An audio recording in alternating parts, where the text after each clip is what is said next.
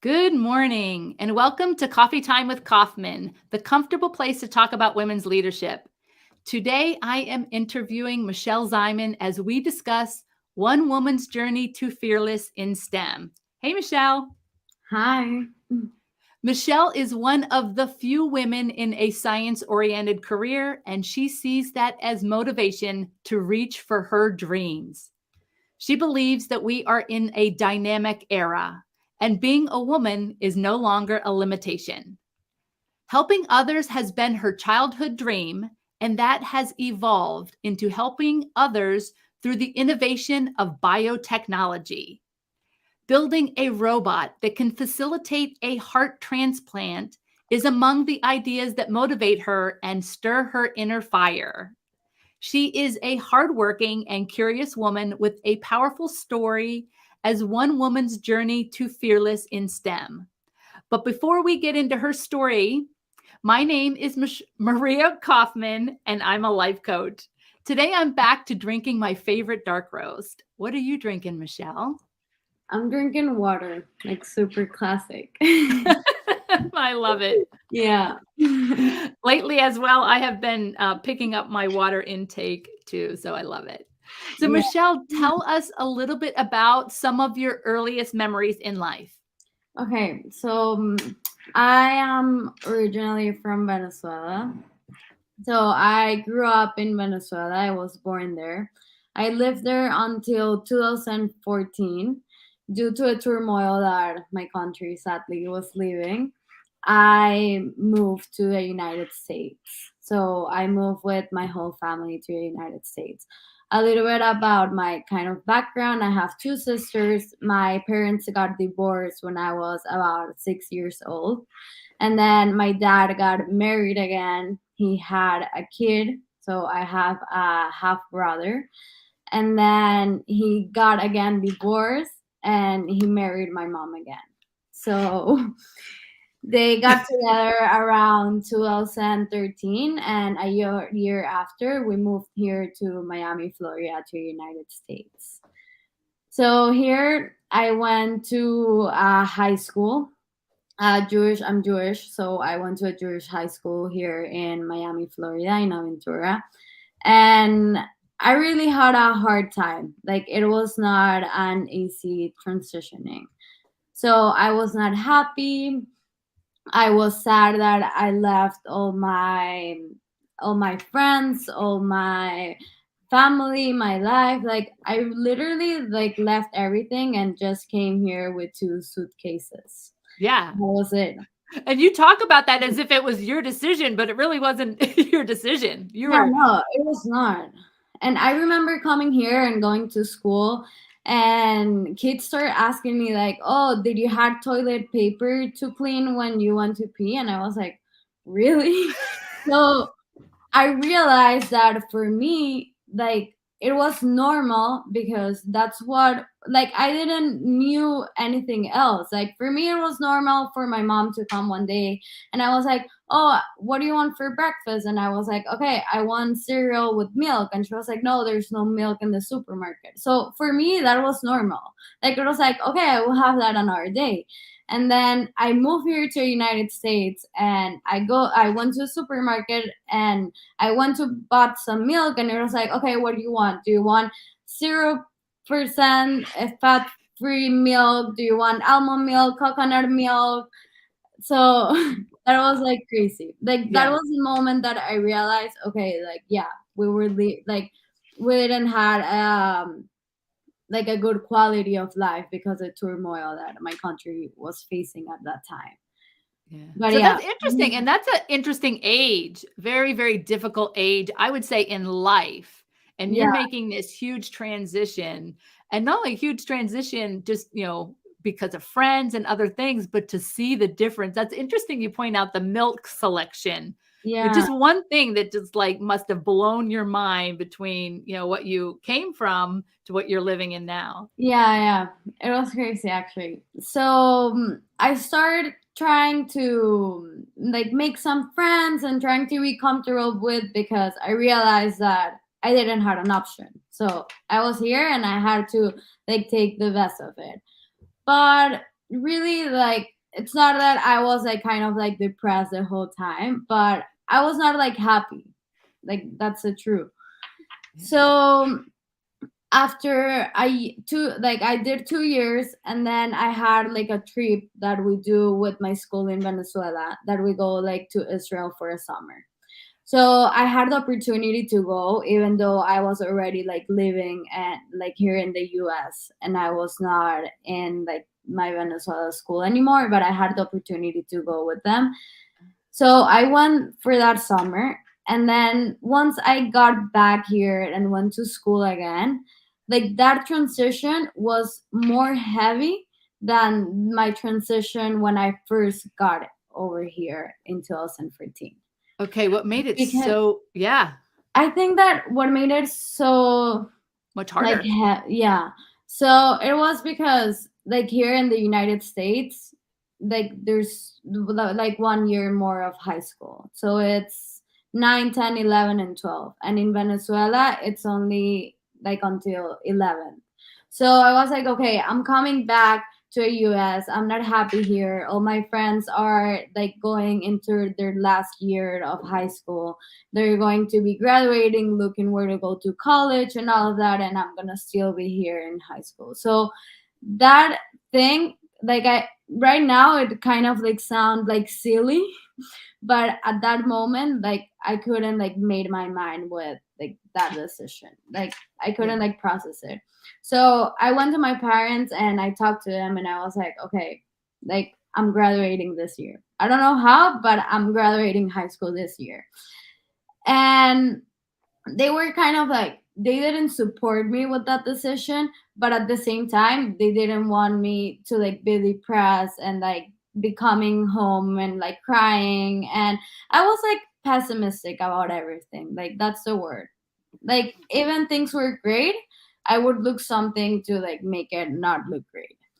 So they went, they talked like with my high school director, all of that. And finally, like after like some meetings, she was like, okay, you know what? You can do 2 years in one. But the thing is that you will need to apply to college, and like the deadlines are 2 months.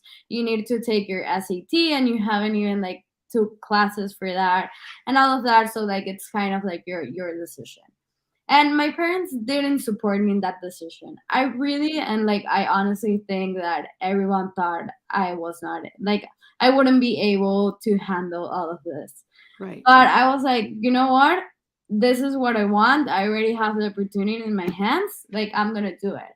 And the good thing about this is that was I was taking 11th grade on like person, and I was taking 12th grade online. So if I didn't pass my classes from like the virtual school that I was taking off, they just told me like, oh, we don't need to put this on your transcript. So you would just do like Oh. 11th, and then you will do 12 and you graduate. So I was like, you know what? Okay, let's play with fire. So at that time, yeah, That's nice, but it sounds like a win-win. It was kinda like you could yeah, go for this, and you know, there was some safety in that you yeah, kinda wouldn't lose. yeah. But Oh, for yeah. me, like the safety door, it was not even an option. Oh, Like you I were could that driven. Yeah, yeah. Like I honestly like I wanted to do this.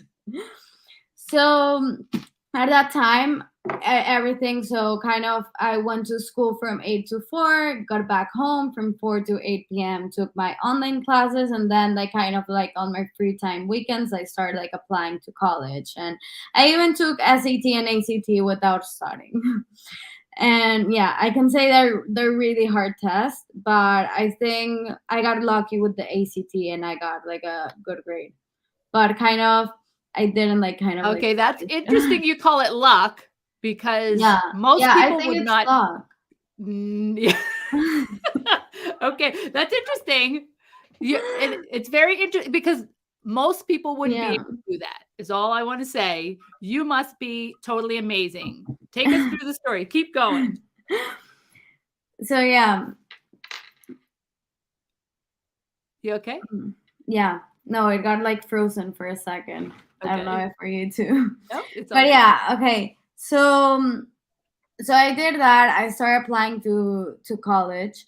Okay, hold up a And second, though. So, because what I like to ask is, so you're definitely motivated, it sounds like, because you saw this difference between your friends and definitely having that revisit with friends.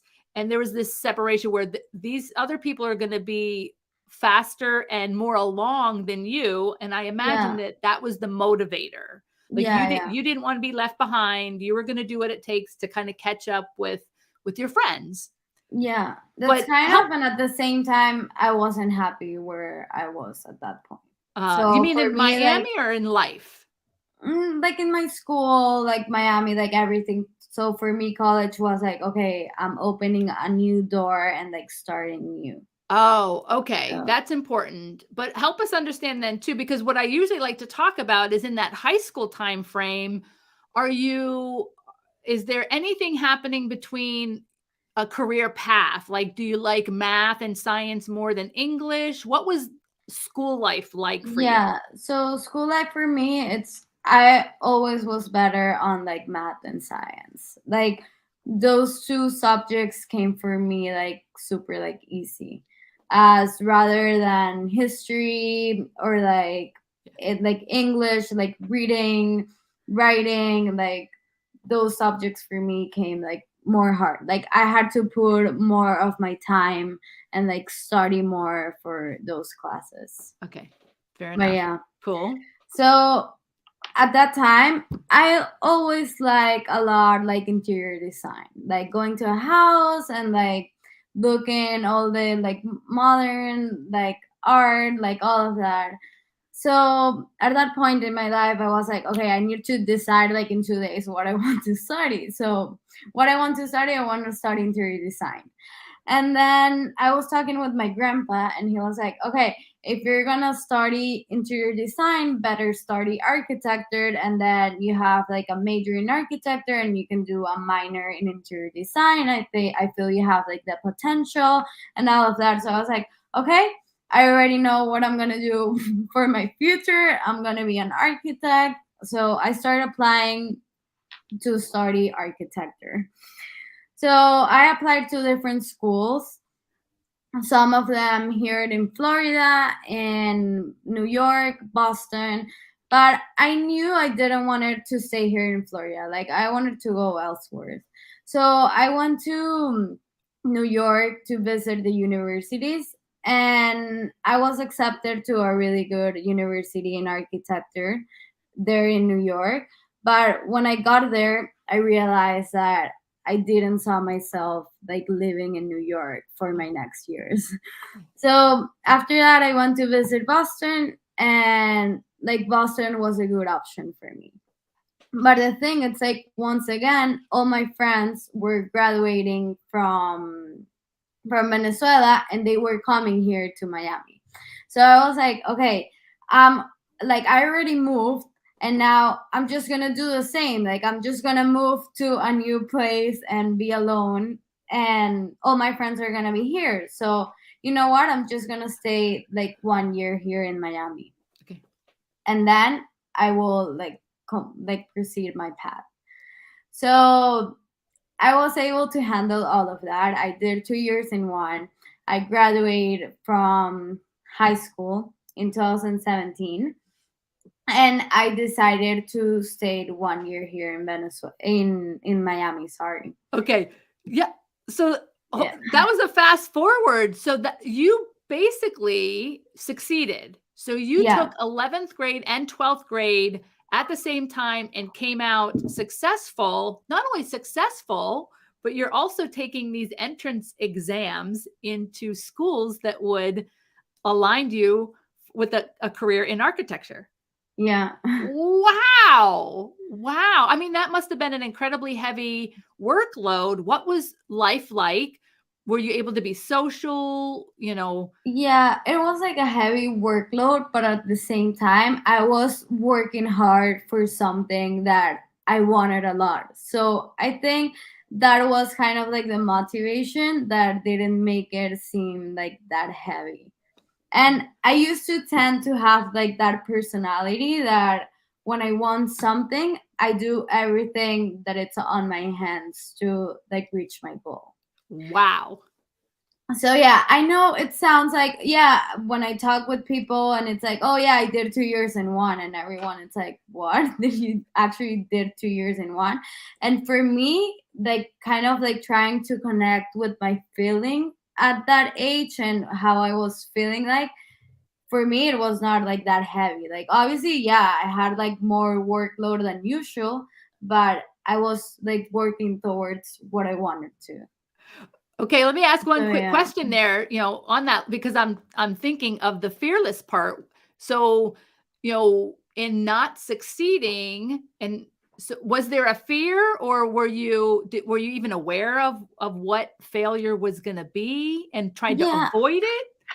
I think I just like had it as like something in the background, more for like my parents to like be okay with the decision that I was taking, because as I mentioned before, they wouldn't support me on Yeah, that. But like in my side, I don't know why, but I knew I wasn't like I was going to be able to like handle all of that. that's Like I awesome. saw myself like graduating that year. Yeah, Like I didn't had even like the option like, oh, if this doesn't happen, like I just like blacked it out. it literally was fearless. It was like, "Yep, we're Yeah. going for the gold and we're just Yeah, we're going." going, yeah. Good for you. Awesome. Yeah. But yeah, so I decided to stay here in the like in Miami with all my friends. They got here. I had really like a fun year.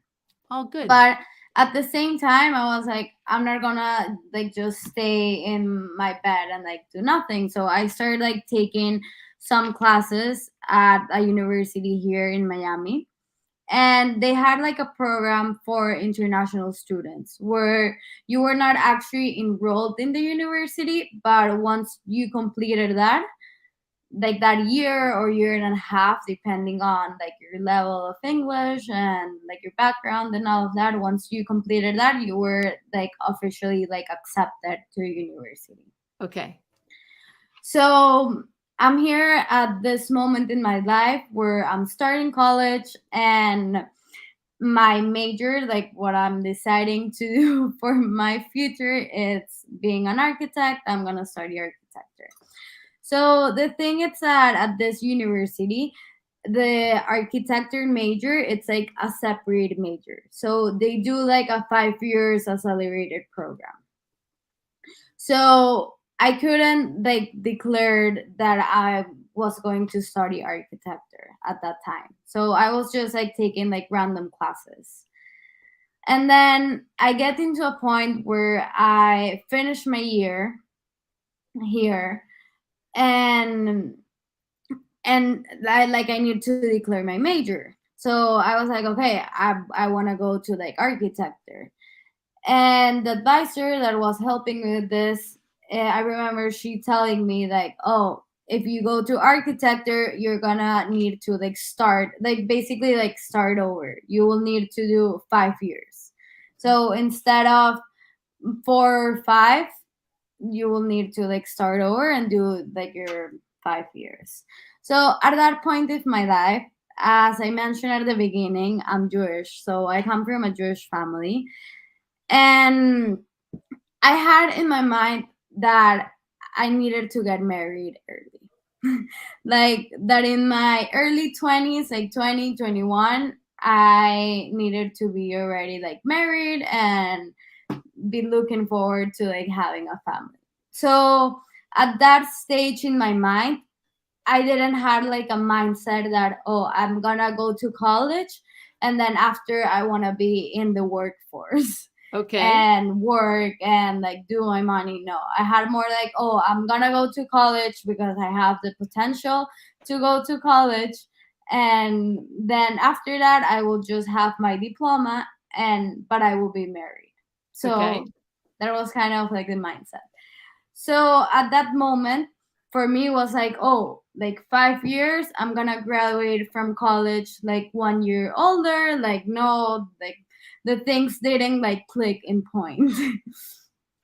So Okay. I decided that architecture was not an option anymore. So I had to like choose a new major for like for me to study.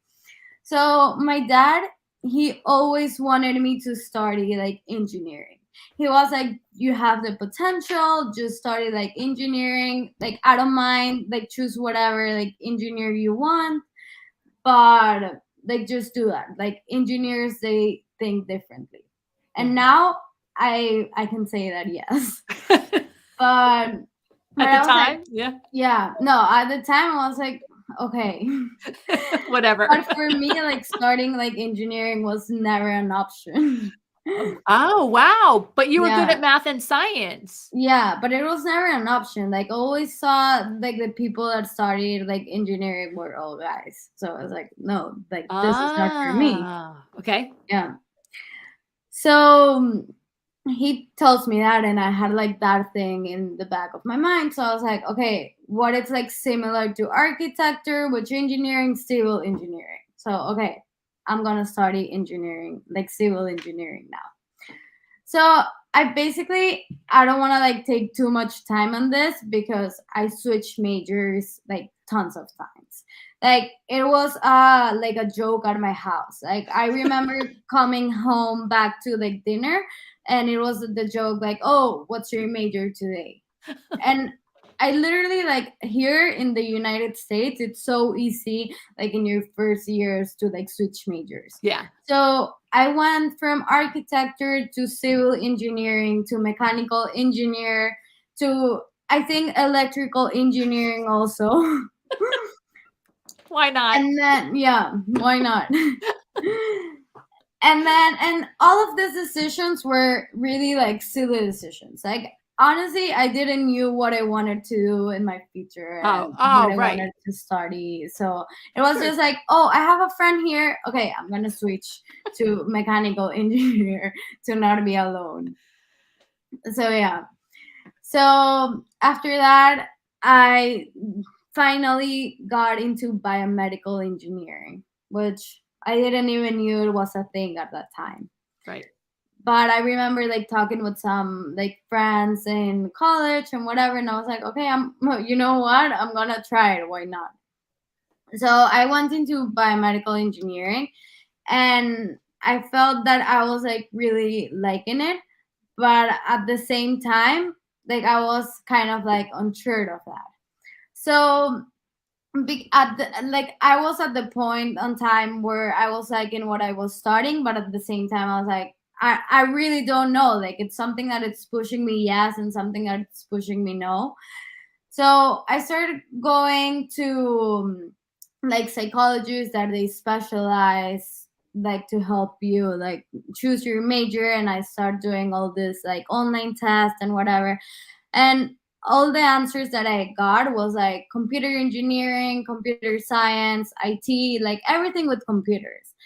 And I was like there's something wrong because I never imagined me starting like something with computers. But then I remember me talking to my best friend and telling her like, oh, like, look, this happened. What do you think about it? And she was like, yeah, I remember that every time that someone got like their phone like broken or something, you will go and fix it, or like the same with the computer. So I remember talking with my advisor, and I was like, okay, we need to get into a plan. I cannot keep switching majors as if they Forever. were, yeah. So what should I do? And she advised me, okay, like, take your first coding class, stay in biomedical engineering, and then you will see, like, if you like it, then you could switch, and if not, it would just count as an elective. So I I agree on that. So I enrolled in my first coding class. I remember getting there, and then like everything came so simple as if I coded before in my life. Like, obviously it was not kind of like an actual like coding language class. It was like the first one, like 101. And we did like some games. So you had like the characters that you could grab them, and then you had like the coding. So move up, down. So we did like some games, and it was actually like so easy for me. Wow. Like, So yeah. it sounds like you even enjoyed it. Yeah, I enjoyed it so much. Yeah. And Yeah. it probably was important. I would imagine it's nice to have those friends that can reflect some of your skills and talents, right? So I would imagine that was important. Did that play into what was going on at this time? Yeah, it did a Yeah, lot. awesome. So okay, so you And get into coding, and at yeah, that point your major is biomedical. yeah, biomedical. Okay. So at that point, like parallel to that, well, no, not parallel. That was it's like after. So yeah, so I really like biomedical, but at the same time, like I was like in computer science, and I remember talking with friends, family, advisors, and at that time, like the industry of biomedical engineering was like really small. Like there were not a lot of companies at that time. In my mind, I wanted to stay here in Florida. Like I didn't saw like like an option like going out of Florida because I was going to get married and all of that. But So did you have a boyfriend at the time? no, I didn't. No. No But that was boyfriend. the mindset. Okay. Yeah, there was a Good. mindset like, oh, probably my parents are gonna set me up with someone. But yeah, but no boyfriend, no nothing, like no ring at all. Okay. It was just like my mind. My two sisters got like married like young. Like right now, I look back and it's like, yeah, like super young. It's kind of if I were with kids right now. Oh, wow. Wow. But yeah, so so yeah, I kind of like So, went uh, down. well, just to reflect, then education, it was kind of like the stakes were not high. It was kind of like, oh, this is what I'm doing right now. And, a little bit of flexibility and let's try this. And it was like maybe one step at a time, would you say? Yeah, yeah, I could say that. Cool. Yeah. And I didn't have like the pressure in my family because I know like some friends that, for example, in high school, they could get like a bad grade and they were like, okay, there was like a party on Saturday or something and they couldn't go because of their grades. And for me, like how my house looked like, it was never like that. Oh, And I nice. don't know if it was because I always like had good grades, but I think I was like a good student because I wanted to, not because my parents like were going to punish me if I didn't like got a good grade. Right. Awesome. Yeah. That's nice. So yeah, so after talking with advisors, friends, family, and at that time like the industry here with biomedical engineering was like super like small. So my advisor suggested me like given that all your like tests that have you taken to decide like your major says computer science and that you really like this class, why don't you switch to computer science, study computer science, and because studying computer science, you could do biomedical engineering in your future, but the other way around, you couldn't. More difficult. Yeah. Yeah. So I switched at that point. I was already about like 2 years in college, and I had like 1.5 left because I also did summers during college. Wow. And yeah, so I was kind of like about to graduate. I had like 4 classes to take, like like well, one semester and the one I was on at the time. And I got into a breakdown in my life, which is not kind of like any technical about like STEM, but it was kind of my turning point in life. I could call that. Okay. Oh no. You're frozen. Oh, this is the good part too. So we'll wait. It looks like you're a little frozen. So just in case, we're just going to wait for Michelle to either come out of frozen. She might leave us and come back in. All right. We are here with Michelle Zyman as she's telling this incredible story of her journey to fearless in STEM. And we're getting to the good part. So hopefully, hopefully she will be back with us shortly. I've heard a bit of this story and it truly is amazing. So we are not going to. Okay. So, hey, it's me on a Friday with Michelle Zyman talking about one woman's journey to fearless. And hopefully, as we wait for Michelle to get back to us and hear this, I'm on the edge of my seat, just waiting to find out what happens next in her story.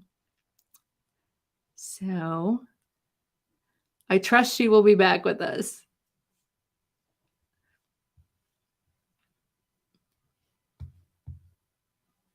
Waiting here on Michelle Zyman to join us again.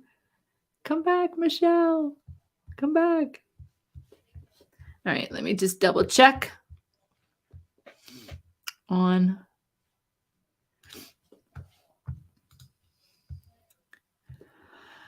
Sendera, I'm going to ping Michelle here quick. Come back, come back.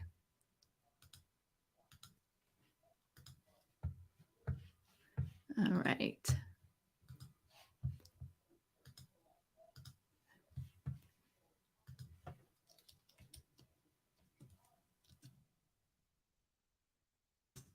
Disconnected.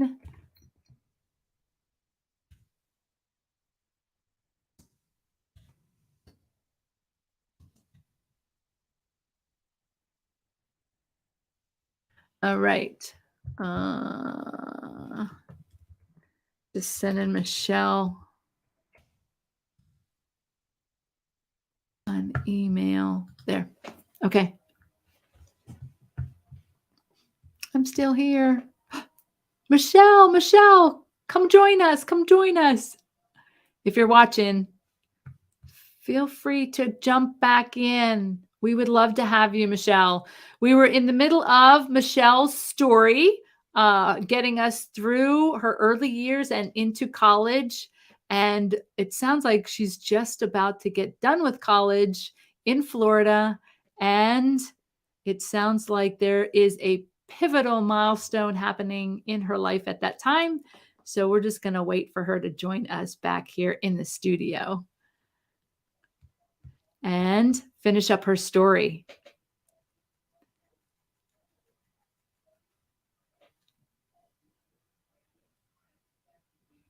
Hopefully she can join us back again.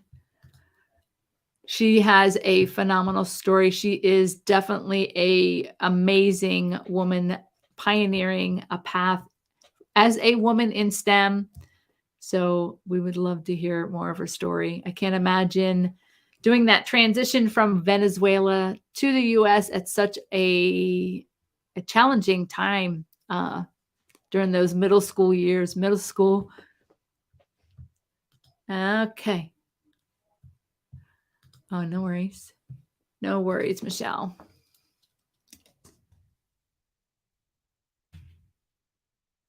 Okay, so she is battling with her Wi-Fi.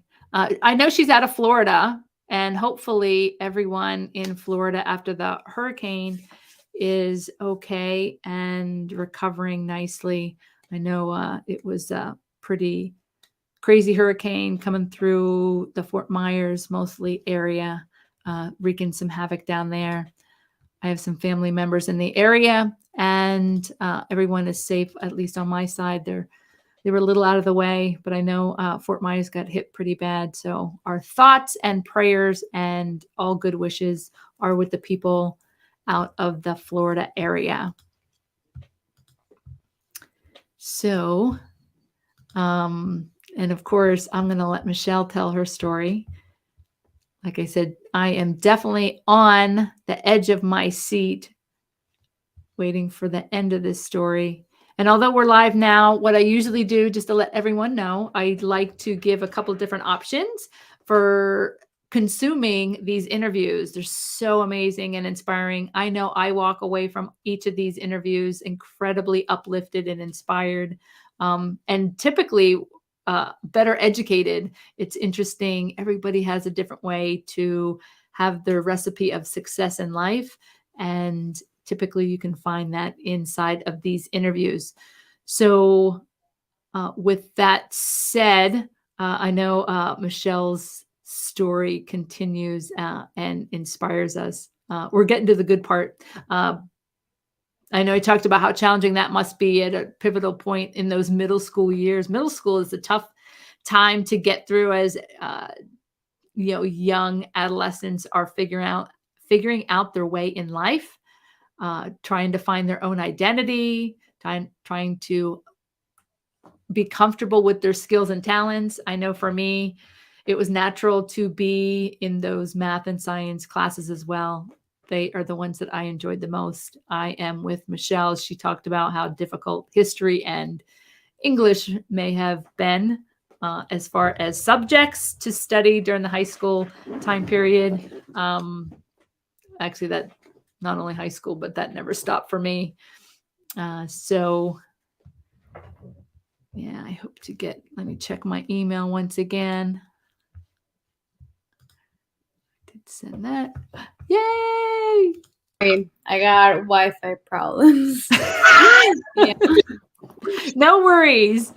So I hung in there. I just kind of revisited your amazing story, getting through those challenging middle school years that we call them. And I was like, oh my gosh, everyone's totally on the edge of their seats. We got to the really good part. Yeah. I was about to get to that part. All right. I got disconnected, so I thought like, oh, you guys don't want me to talk about this or what? No. We're staying in. But yeah, so I got into what I call the turning point in my life. So I got through a breakdown, and I was like really bad that night. Like I remember me crying and my best friends like coming to my house and all of that. So I had like I was not having like a good time. And then I remember one of my best friends suggested me like, "Oh, why do you go and see like a therapist?" And for me, like that was not even an option because when my parents got divorced, they forced me to go and visit a therapist. And I got like some traumas like after that. Oh. So I didn't want to like reach out for help. And then I remember my friend telling me like, you know what, you can go. If you don't like it, you don't need to go anymore.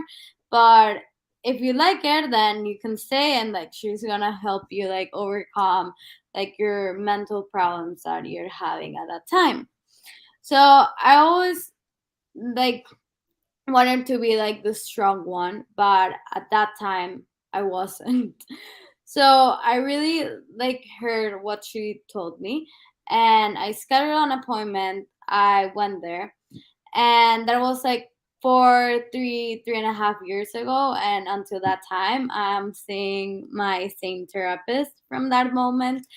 And I can say that going there and that she really like changed my life, and if it wasn't because of her and that point in my life, I wouldn't be where I am right now. Oh, wow. That's so powerful. Well, and once again, you must have some great friends. Yeah, I do. Oh, Uh, that's awesome. yeah. So what happens? So what happens is that I started going to therapy, and at that moment I realized that it wasn't my true self that wanted to like graduate and just have a diploma and like get married. That I aspire more in life, that I wanted to have a career, I wanted to have a diploma, I wanted to be on the work field, and I wanted to like contribute something to this world. It was just not like just going to college to have a diploma. Oh. So as I mentioned before, at that time I was already about to like graduate. I just had like one semester left, and I realized that I knew like I was in honors college. I was starting like computer science as my major, and I was kind of like the Dinsleys, all good grades, all of that. But at the same time, when I start like realizing like, oh, I'm gonna go into the work first, I'm gonna start applying this into hands-on interaction, like day on day, I realized that I didn't really knew how to code. Like I knew the basics of it and I did like understand it, but I didn't like feel prepared to go out there and like start working. Okay. So at that time I started like looking for like a better future and ways where I could like improve myself in like the coding field. So I applied. Okay, so Boston was always like on the back of my head, like I wanted to go there. So I was like, okay, you know what? Now is the time for me like to transfer to Boston. So I applied to different universities over there. I got accepted into BU, and I Wow. transferred to BU Yeah, nice. one semester before graduating. Wow. What was it about Boston that intrigued you? I want to visit over there. Like I have some cousins that graduated there, and there was something I don't know about Boston that called me. And at this point in my life where I wanted to like look for better education and all of that, Boston it's like the renew hub for biotechnology. So at that time it was like, yeah, like this is what I want to do in my future. So I thought that it was a great option to transfer to Boston at that time. Okay. So So yeah. that's what you do. So now you go and you're almost done with college, but Yeah. you transfer uh, to Boston. Yeah. All right. So what happens next? So I transferred to Boston. I'm there my first semester. I transferred in spring. So I remember like with the winter and all of that, it was not like an easy transition. But I was happy with my decision. Like I wanted to be there. And classes were a lot harder. I remember retaking classes. So I did 2 years at Boston University after 3 years that I did here in Miami, Florida. Okay. So, so But yeah, you liked it. It sounds like it was I what liked you, it, but it was like hard. yeah. Yeah, Good. Hard is good sometimes, isn't it? yeah, it was hard. But while I'm there, I'm already like 2 months in. I come home for spring break, and then the pandemic started. So I couldn't go back again, and I had to transition to online classes. So at that moment that I was like, what is it even happening? Like I came into this break point in my life. I decided I wanna like go to look for a better future. I go there to get a better education, and suddenly, okay, online classes. Now get used to a new university and get used to studying remote. So Yeah. that was like kind of hard. And when I transferred to BU, my plan was to like do like my major in computer science and do a minor in neuroscience to have that like kind of like bio background for my Yeah. future. And what happened is it was that I really like I couldn't handle my computer science classes with my neuroscience classes being remote, like not being actually in the universities and having the resources over there. And like it could sound kind of like silly, but like the library in the university was my second home. Like it was all kind of like all over the mess. And I decided like one semester in, the next semester I decided like I'm gonna like drop neuroscience. I will do this like in a future, and I'm gonna just like focus on like computer science. At least I'm gonna graduate with my one major 100% in, than having like two like Yeah. so You're right. so Perfect. yeah. So so Well, yeah. just to add, like it is, I think what you're talking about and getting through those COVID years is so true. Like, especially, if you are a certain type of learner and group studies and being in that library, those experiences are really important. And I think that speaks to Yeah. many, many people, across the globe, because COVID was so far reaching, obviously, that it impacted. There was definitely some educational, if not, life transforming, things that happened because of COVID. So thank you for sharing that. Yeah, they do. And I feel that in career like computer science, it's really important, and it's something that I value and I look for in my next jobs, that it's like team working.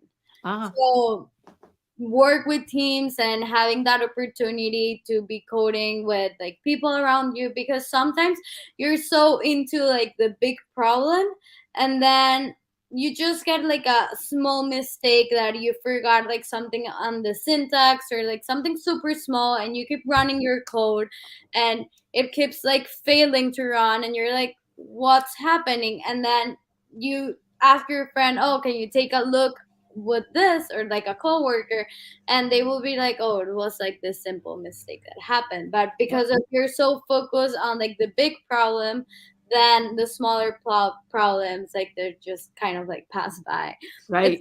I remember when I was doing like math, like my calc 1 class, that the points that I got off was like with like sums. Like I didn't remember how much it's like 10 plus 5. The easy stuff, right? It wasn't right. So focused on like the big problems that once I came into the small ones, it was like, okay. I just Right. did them like fast, and then I got points off because of that. Interesting. Cool.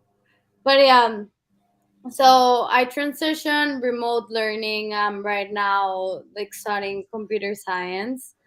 And thanks God I had the opportunity to be my last semester in person at, Right. at BU.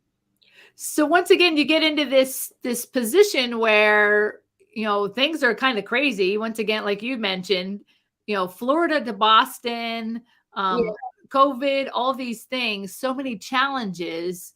But you are at this point, it sounds like you're pretty committed to the goal, which would be graduating computer science from yeah, Boston. yeah, So how's it going though? Because it sounded like, once again, that you had this mindset that, by a certain age, there's marriage, career wasn't necessarily a real, I'll say, a goal necessarily.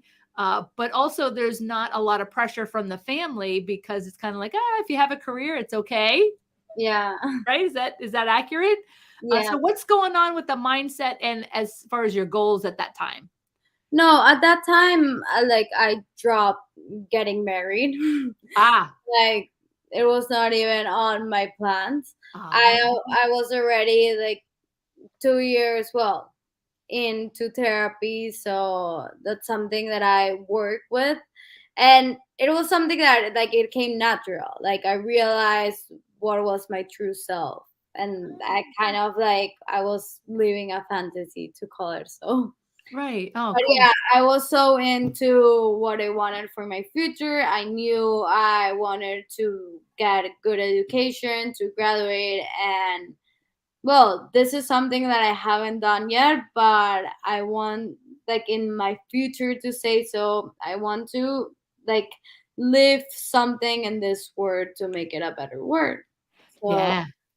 so that's still kind of like in my path, and that's where I'm working and going for.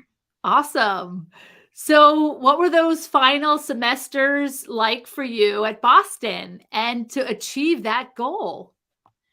They were kind of like heavy, like no sleeps nights, and trying, well, having to like sacrifice some plans to like starting, but I think it was great.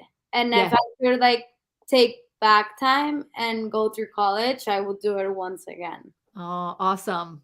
But Yeah. that's pretty important. Any journey to fearless has those moments, I believe, where you kind of get laser focused. Yeah. And you start to realize, oh, maybe for whatever reason, you kind of, and there's so many expectations in the world and in life these days that layer on these artificial expectations and influences. Yeah. And I think sometimes it's interesting to hear your story, because the more focused you got on what makes you happy and where you want to go in life, is these things started to peel off. Yeah. I no longer have an expectation to be married at a certain age. Maybe, the Yeah. neuro and the computer science, isn't the best thing. So let's just try this one thing and get to the goal. And you were successful. Yeah. And I also like realize, and something that I have learned from my past and what I have been through, because I'm sure that everyone has like a really good story out there, and someone that is hearing this could like relate with me in some parts, but on other parts they don't. And that's completely fine. But something that I have learned, it's that like right now I don't live my life like, oh, this week it's gonna happen this, and then next week this, and then in 1 month I'm gonna be here, and in 2 months I'm gonna be here. I live it more kind of like I have these goals. I have my short-term goals in life, I have my long-term goals in life, and I just do like small steps that will take me over there. And like put yourself in like uncomfortable situations that could like open you doors and all of that. Like for me, like being in Boston was a new door that I was opening, like all the connections that I had there, the professors. I also did research in the university, which it was like really interesting. And like just take all the opportunities in life that you have. Yeah, absolutely. That is excellent advice, to have some idea of where you really want to go, but then you kind of chunk it down. Yeah. And really then what it comes down to is like those daily grinds and making decisions that get you toward the goal that you really want. That's really Yeah. powerful. Yeah, exactly. Awesome. So you graduate from Boston, and then the world is your oyster. Yeah. A lot is changing, like you mentioned. Maybe you didn't know about biomedical, even computer science these days. I mean, the world, especially even with COVID, Yeah. technology is changing. So many things are changing. What other doors may be opening at this point in time that you might be witnessing or seeing as a possible career path for you?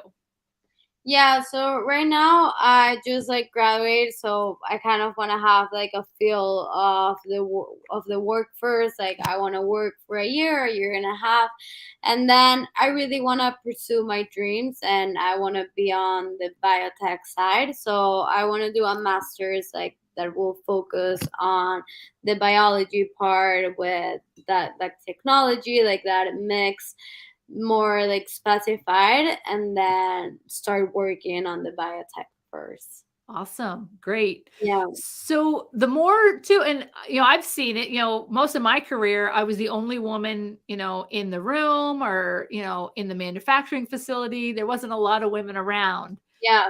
So now, I'm seeing more women get in, and hearing your story, I'm sure will inspire others to pursue their dreams. What do you think the world's going to look like maybe 10 years from now, maybe even 100 years from now, if more women start to uncover a lot about what you talked about in your story? Is that, maybe there might be this influence that says that life should be this way, but you really have to follow your heart. Yeah. So when more women can follow their heart, what's the world going to look like in the future? I think, and it's like you could see the change now. Like if I saw like comparing the class that like that we graduated from computer science, and how many women were there, and comparing it to the freshman class, you could see that there's like a big change. And I feel that nowadays there are a lot of like campaigns, and well, people like you that like promote and show and make women over there that they wanted to go to like the tech side and the engineering side, but they're kind of like afraid because they see like they probably wouldn't be that great in that field. But I feel that now it's getting better every time, and you see more women that are like motivated into this. I was part of a program that it's called AI for All. And what they basically like what we did is we run a 4 weeks program where we thought it's only for women that are interested in AI and machine learning. And we gave them classes around a period of 3 weeks where we taught them like the basic concepts of AI, and at the end they had the opportunity to build a model. So it was like really inspiring. Even though I was the teacher, it was like super inspiring for me to see them like working, and to see that every time like more women are interested in technology and engineering and AI, machine learning, like all of that. Awesome. And I agree. I think no other field on the planet right now is more important to have more women in it than AI. It is a life changer. It's something that's here to stay. It's changing the world, definitely the world of the future. So awesome. And it's nice to see that you're basically any opportunity where you're teaching is such an opportunity to give back and for others to see what women are capable of. Yeah, 100%. I have a funny story that I forgot to mention. Like this was in my early career when I was starting engineering, and it's about being minority. So I remember coming into a class, and I got in like 10 minutes late. So I opened the door. It was like the first class in the semester. It was like an engineering class. So I opened the door, and everyone started laughing at me. Like I was the center of attention at that point. So like I kind of like run, go to the last row, find an empty seat, sit over there, and then I turn around to like the guy that was next to me, and I ask him like, "Oh, what happened?" I literally like opened the door and everyone started laughing. And then he laughs again, and he tells me like, "Oh, because like 1 second before you enter the room, the professor said like, oh, there's no girls in this room, we're only guys." And then I entered. So yeah, so yeah. So that's interesting. Almost like what did he think that there's going to be like it was going to be something different? Yeah.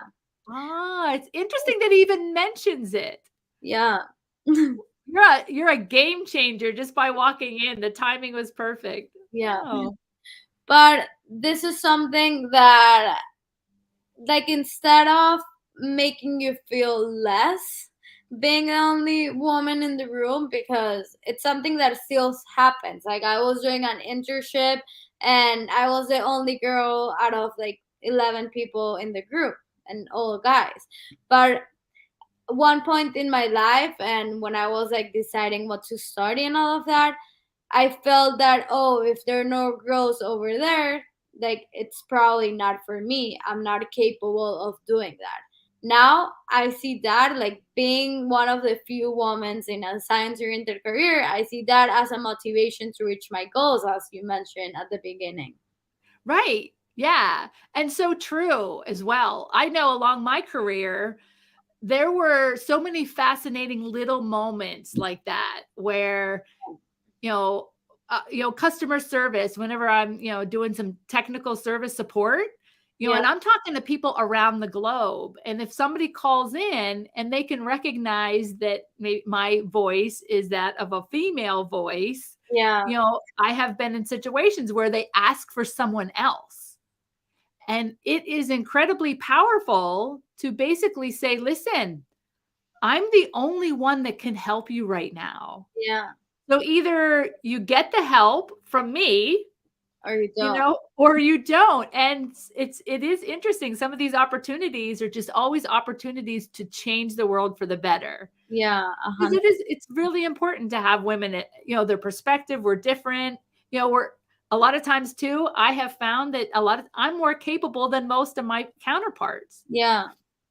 So yeah, we deserve a spot in that room. So Yeah, good for you. you do. And if you don't believe in yourself, no one is going to believe in yourself and what you can do.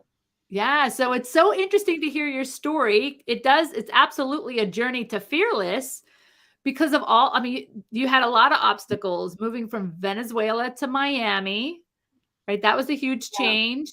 And Mhm. then breaking down some of these influences and these expectations that, you need to get married by a certain age, or, that, Yeah.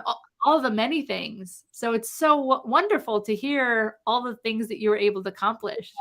And also, I think it's that it was not like in a big period of time that my life made a change, like a 360 change. It was like in months. So right now, when I look back and I look back at some points in my life, it's like, how was I like thinking this when I see all the potential that I have and what I can give back to the world?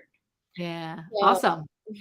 Yeah, and it's nice to have the opportunity to hear you talk about that, because a lot of people are not as, courageous, honestly, to talk about that. And it's so important, because imagine all these other women or people on the planet that are under those influences, and they're not able to navigate that tricky dynamic to find their true authentic self, and to walk the path that they're meant to walk, yeah, right? So it's really refreshing to hear your story. You must be amazing. I can't wait to follow you and see what your career turns into, and how you do end up changing the world and leaving it better than you found it. thank you. I will keep you updated with that. Awesome. Is there an inspirational quote that you'd like to share with the audience? Yeah, sure. So my inspirational quote, it's I'd rather be optimistic and wrong than being pessimistic and right, by Elon Musk. Ooh, nice. A perfect one to stick Yeah, in our on a bulletin board and look at mm, forever. it Cool. Michelle, thank you so much. I certainly will leave your contact information on LinkedIn so that people can find you and connect with you. If there's anything else you'd like to share with anyone. Yeah, I want to thank you for giving me the opportunity and the time to tell my story over here in your platform. And also, if someone wants to reach me out, you can reach me via my LinkedIn, which is my first and last name, Michelle Zyman, or through my email, which is michellezyman at bu@gmail.com. Awesome. I will make sure to have both of those links in the show notes. Thank you. And thank you so much for being an awesome guest on the show. Thank you, Maria. Coffee Time with Kauffman is the comfortable place to discuss women's leadership, because I am on a mission to help the world discover the truth about what women are capable of. When you are ready for your leadership mastery makeover, go to mariakaufman.com and click on Consult a Coach, where you can schedule time with me for an empowerment session. Have a great week. Enjoy your adventures and journey responsibly. Thanks. Thanks again, Michelle. Bye. Thank you.